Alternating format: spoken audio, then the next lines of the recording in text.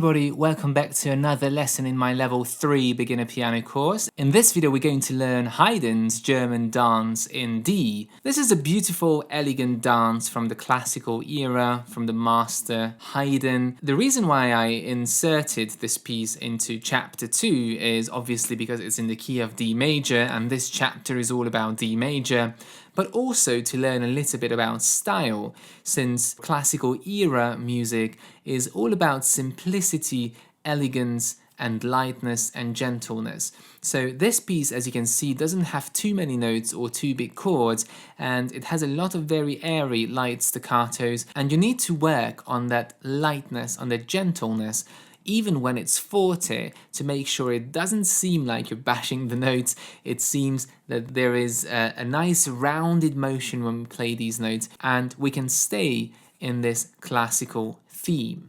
So we have two sharps, F sharp and C sharp. We are in 3 time as it's a dance, so 1, 2, 3, and we only have quarter notes and eighth notes, so crotchets and quavers, and staccatos and legatos. Let's start with the right hand. The first 2 lines, the first section, it's allegro, so fairly fast.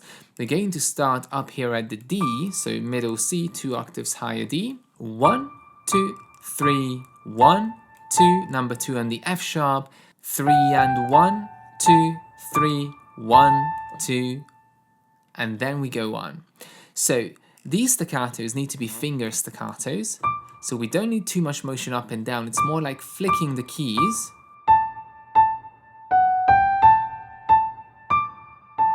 And when we see those slurs ending on the staccatos, we have to really sing through those 3 notes.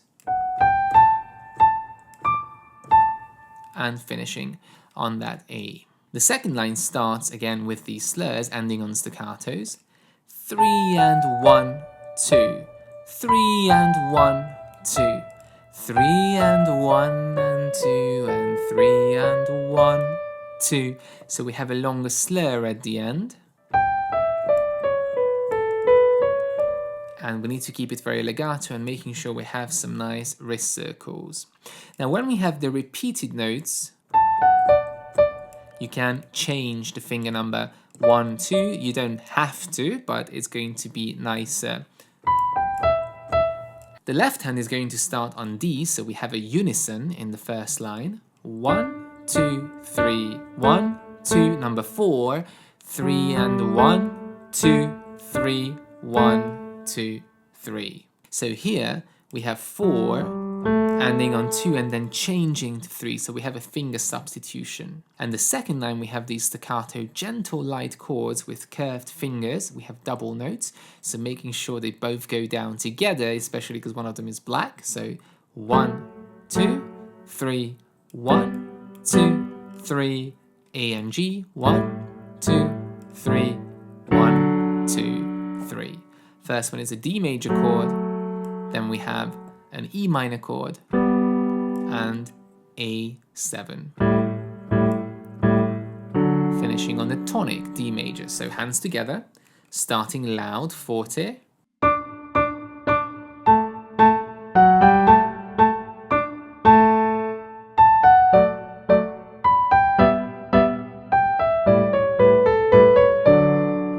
And here where you play these legatos, make sure the left hand stays staccato and the right hand legato, so one is not influencing the other. You're not going to separate these. Okay, so keeping it nice and connected. And that's the first section. And then we have to repeat it and go on to the second section. So from bar 9 we go to A major, the dominant. That's why you see those G sharps. So starting with the right hand again, number 4 on the A. 1, 2, 3, 1 and 2 and 3 and 1, 2, 3 and 1, 2. And then the tune comes back, the exact same as the second line. 3 and 1, 2, 3 and 1, 2, 3 and 1 and 2, and 3 and 1, 2, 3. Left hand, A major chord. Now here we're going to go quieter. 1, 2, 3. So A, C sharp, E. And here, this is a forearm staccato because the whole arm has to bounce up for these chords. The second one is B, D, E. 1, 2, 3, which is an E7 chord, and back to A, and now E7 and back to A. So staccato, 1, 2, 3, 1, 2, 3, 1, 2, 3, 1, 2, 3. Make sure the staccatos are very light and you catch all three notes at the same time, instead of.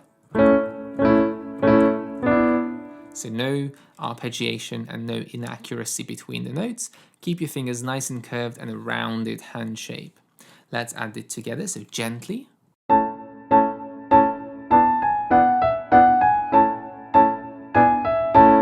And then back to loud.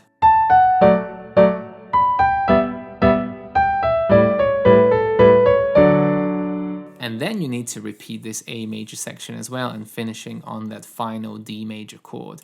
A very simple piece, not too difficult to learn, but it's all about elegance, style, and really shaping this beautiful melody, and just another piece to work on D major. It's always advisable to play the D major scale before you play any piece in D major, so you can really tune into the new key, the set of notes, and the finger numbers that need to go on F sharp and so on. Practice slowly first, and if you manage to play it very evenly from beginning to end, you can start to increase your speed a little bit. Although it's allegro, we have mainly quarter notes or crotchets, so it's not going to feel as fast as if you had 16th notes all the way through.